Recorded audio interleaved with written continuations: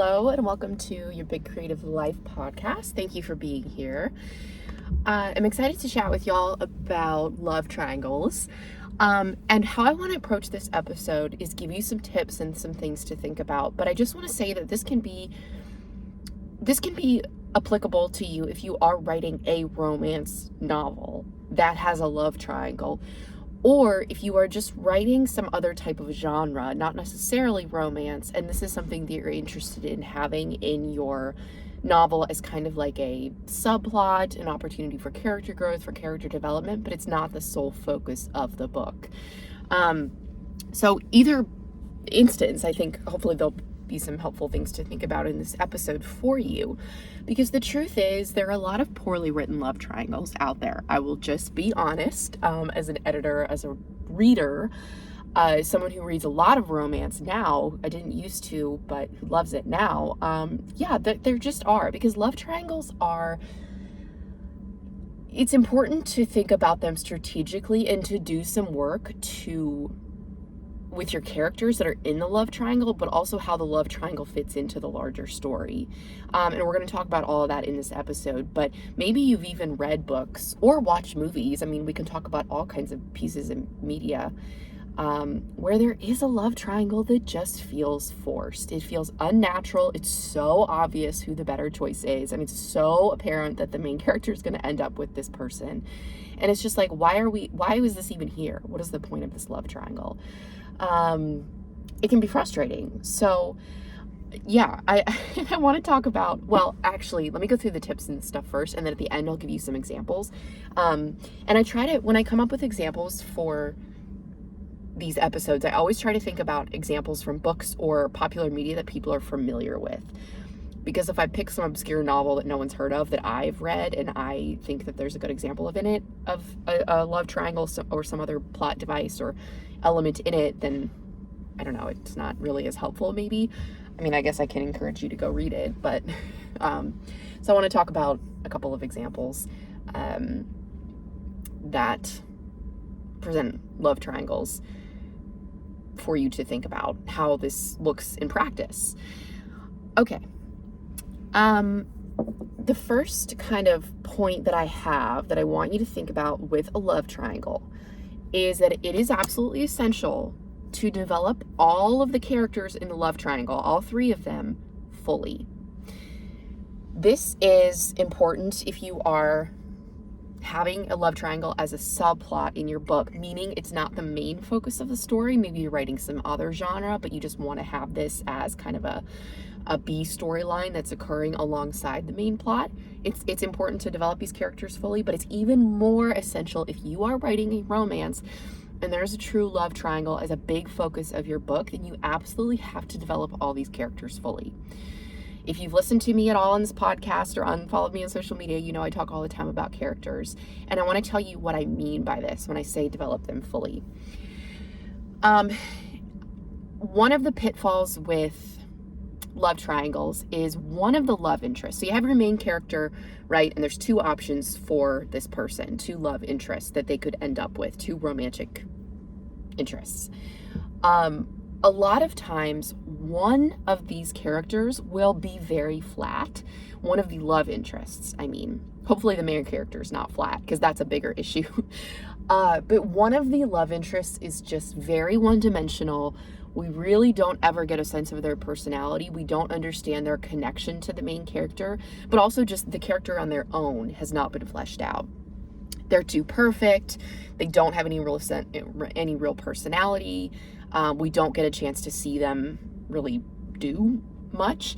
And think about it as, if you think of a tripod and there are three legs to it, if one of those legs isn't fully propped up, like it's just like the whole thing is going to collapse, right? And the same thing is true of your love triangle. If one of your characters, particularly, the one of your love interests is not really developed, that's going to be an issue, and it's going to make the love triangle just not work in the way that it needs to. And it's not going to be engaging for the reader. In order to form an emotional connection to characters, we have to get to see who they are. We have to get to see how they interact, what their relationships are like, what they want, what they're working towards, have a sense of their backstory. All of these things need to be present in order for the reader to form a connection. And that's true with characters generally, but in a love interest, that's true. Now, the amount of work that you do to develop the love interests, those two people, whoever they are, might be a different amount of work. If you are writing a romance, it's definitely worth fleshing them out a little bit more. So this doesn't have to mean, I mean, let's get really practical and talk about what this looks like. I have a free character profile sheet in my link in the show notes that if you sign up for my newsletter, you get a copy of. And it's a chance, it just asks you a bunch of questions about your character to help you develop them. And you can make multiple copies of it to do it for different characters. So that's a helpful exercise to do to force you to come up with ideas and articulate things about the character. But even if you don't do that, once you get through the first draft of your book, you should have a good understanding of who this person is, and it should be coming across on the page. Now, if you write a rough first draft, it might not really be there. You might have to add in more to make this character a little bit stronger. That's fine. But check their mannerisms, check their decisions that they're making, make sure they have a personality. Are you clear on at least a few details of their past, their backstory, things that happened to them before the book opens? And also, yes, what their relationship is like what their personality is like, what this character is like in their own, but what is their dynamic like with the main character who is having to choose between these two people? What is their dynamic? Is there a different dynamic that you want to be present? And this kind of leads me into point 2, which is that both love interests need to be good, viable options for your main character. Meaning, there is a path, there is a form of the main character's life in which they could end up with person A, and there is a path, there is a version of their life in which they could end up with person B. Where love triangles fall flat is there's like one character who's not really developed, and they're also just kind of there to take up space in the love triangle, but everyone really knows who the main character is going to end up with. The choice is so obvious. Person A, let's say, is so much better for them than person B. Like, it's never a question. So that's another way that they can fall flat. So make sure that they're both viable options. They're both good options. Like, this should be a big decision that your character has to wrestle with. They can see pros and cons of being with this person, person A. And they can also see pros and cons of being with person B. And the reader can see that as well. And part of having two viable, good options for your main character is making them different. You do not have to have complete opposites in every sense. Like your characters don't need to be, the two love interests, that is. But they should be at least some, I don't want to say how different. I don't know. They need to be at least fairly different, right? Because they're representing different paths for your main character. And if they're the same, then it's like, well, what's the choice really going to be? If they have the same personality, their relationship is the exact same, they bring out the same positive qualities in your main character, that's no fun. So think about how you can make those two people different, both good, but just different. What I'm going to do is I'm going to throw one example at you now where both characters are not, of a love triangle, where both characters are not really viable options, but like, I don't know, there's debate about this. So Twilight, okay? I'm choosing Twilight as an example because everyone knows the story. Even if you haven't read the books or seen the movies, you're aware of Twilight and that there's the Team Edward and Team Jacob. In my opinion, it's never really a full developed love triangle because Bella never fully falls in love with Jacob. I believe that she had strong feelings for Jacob of friendship and caring about him, but it was never love. It was never the same sort of attraction or feelings that she had towards Edward, right? And it was always, it's like her friendship with him, her relationship with Jacob was to serve a need. He was there for her when Edward left, and it always felt a bit transactional, like he was kind of filling this hole in her life because she was so distraught over Edward leaving or whatever. So there are people who will argue that it is a love triangle because the characters are very different. Jacob and Edward are very different, and they represent two different paths that Bella's life could take. So we can see what her life is going to be like if she chooses Edward, which she does ultimately, spoiler alert, to become a vampire, to radically change her life, whatever. Then there's also a direction that Bella's life could take if she ends up with Jacob that would be very different. She probably would stay put. She wouldn't have to become a vampire. She wouldn't have to like radically change her life. She would just be in this committed relationship with someone that is close to her family, someone she has a connection to from her past. Like they're just different, right? And Edward brings out different positive aspects in Bella, I guess, than Edward does. Edward brings out different positive attributes in Bella than Jacob does, right? Bella's a slightly different, she can express different parts of her personality when she's with Jacob as opposed to when she's with Edward. Now, again, I don't know that this is a fully effective love triangle because it just is like, you know from the beginning that Edward is going to be the choice for Bella. Now, I don't think that suspense and that mystery is like the only thing that makes a good love triangle, but again, it just felt like for me, Jacob was never really a viable option, and it seemed like something that was really played up for readers. And that's actually one thing that Stephanie Meyer did really well, is a lot of readers connected to Jacob and they wanted Bella to end up with Jacob, but Bella, I don't think, ever fully viewed Jacob as a viable option. It was like at some point she was trying to like force herself to maybe see if she could have feelings for him, but she never really did. So because of that, I just don't think it's a fully like solid example of a love triangle. Okay, so going on to my next point number 3, or suggestion, I guess, number 3. The decision has to have weight and it has to have stakes. And there needs to be a decision.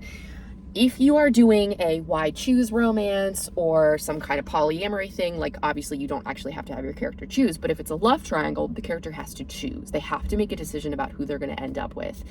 And this decision has caused tension. This decision has caused conflict. External conflict in the relationship dynamics that the main character has with both of these love interests, but also internal conflict because this person, your main character, is really wrestling with this decision because both of them are good, viable options. It's hard to be in that situation. I've never been in a love triangle in real life, so I can't speak to how I would handle it, but I'm sure if I put myself in a character's shoes, like I'm sure that it would cause a lot of mental anguish. If you have two very good decisions, but they're just different decisions, it would be hard to choose. But there are going to be, for your character, there are going to be consequences for choosing character A, and there are going to be consequences for choosing character B. Now, the consequences might not be earth-shattering, like the world will end if they choose character B, but maybe it's just consequences in the sense that they will lose something. Well, they will lose out on the relationship with that person. They will lose a sense of security. They will have to physically move if they decide to go with character A. They will have to give up something else, whatever. There's got to be some sort of weight and some stakes behind this decision for them to make it messy and to make it exciting and interesting to read, right? I guess this kind of leads into my next point, my next suggestion, which is like, don't drag out the choice for no reason. If it is clear on page 10 of your novel who the right choice is and who the character is going to choose, and then you just drag it out artificially for the rest of the book, the reader's going to be able to tell. The reader's going to be able to tell that it's contrived and it's like, well, duh. Everyone knows. And I don't mean that like, again, I want to be careful about how I say talk about this whole like mystery suspense thing of who they're going to end up with, because romance, if you think about the genre of romance, when a reader picks up a romance novel, they know that the characters are going to end up together. So it's not like spoiling something to tell us that they end up together, but the interesting part is how they get there, how they get from the beginning to the end of the book where they are together, right? What obstacles are they overcoming? How are the characters forced to confront their feelings, forced to grow and change? What else is happening externally around this couple that is forcing them to navigate this? Like, that's what's interesting, the journey of how they get there, even if you know what happens at the end, roughly. So I don't think there needs to be like an extreme amount of mystery behind it in that sense where like, well, I guess I do, because what I'm saying is, if it's obvious on page 10, then it's going to feel kind of artificial and contrived to just present this other person as a viable option when the reader knows they're not, the character knows they're not. So just think about that balance. And I guess one other thing I want to say with the character piece of this and the plot piece of this is conflict is always essential, right? Because you have to force your character to grow and change and to go through some shit, right? Because that's interesting to read about. That's life. No one just has a smooth sailing ride where everything's hunky-dory and then that's it. We want drama. We want conflict. We want momentum. We need those things to keep us interested and to write an effective story, no matter what the genre is. And so if the love triangle doesn't really feel like it's serving the plot, then that's another way that it can fall flat.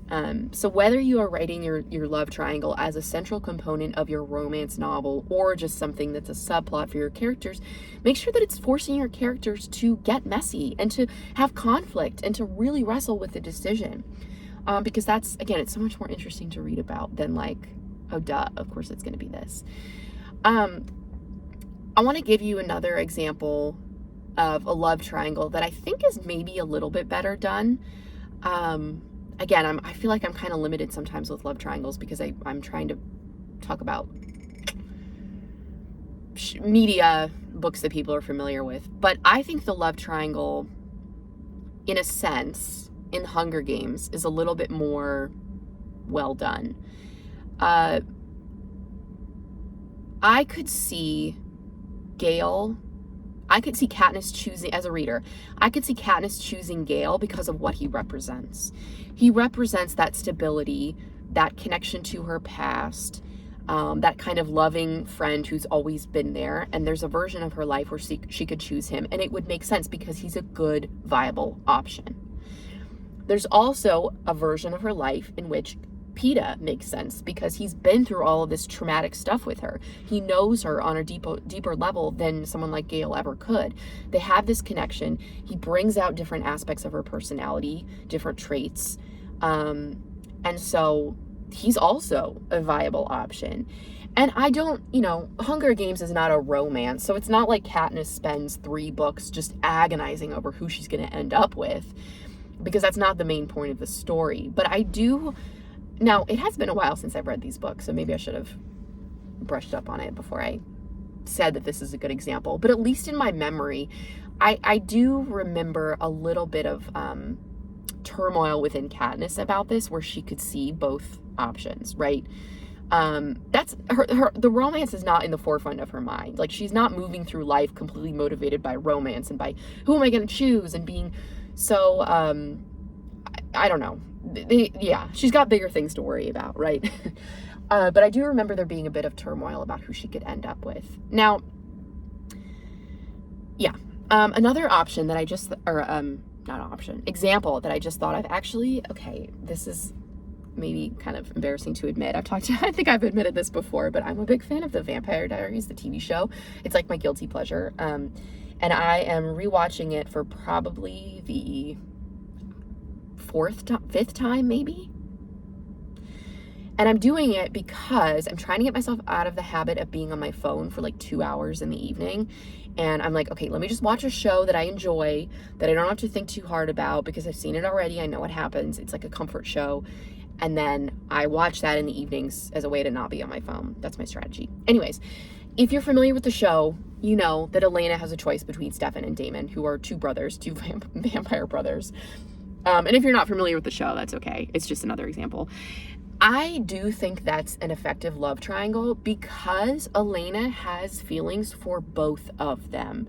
I'm not going to spoil it and say who she ends up with, but there is, at least in early seasons before the very end of the show, there's a version of her life that she could see with Stefan. And there's also a version of her life with Damon that she could see. Both brothers, they're very different characters, right? Stefan and Damon are very different.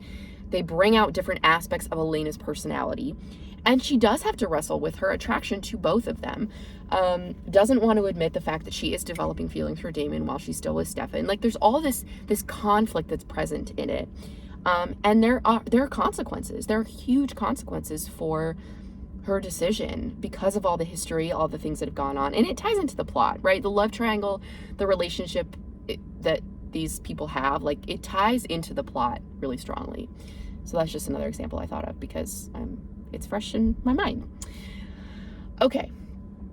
What I would love for you to do, if you're watching this on YouTube or you're listening to the podcast version of this, excuse me, please let me know if you can think of an example of a really well done love triangle, because I need to add more examples to my list.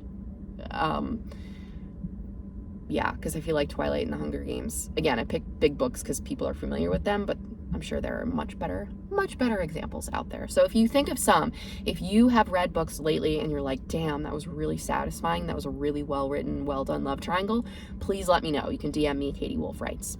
So good luck with this, whether you're writing a romance or some other genre that has this in it. Love triangles are really satisfying when they're done well for readers. There's a big payoff, and it also allows you to have messy relationship dynamics and really mess things up for your character in a good way to make them struggle and change and wrestle with their feelings. And it's all good stuff. It's all good fodder to make a really good story. So that's what's exciting about a love triangle. All right. Thank you for listening. Hope this was helpful, and I'll see you next week.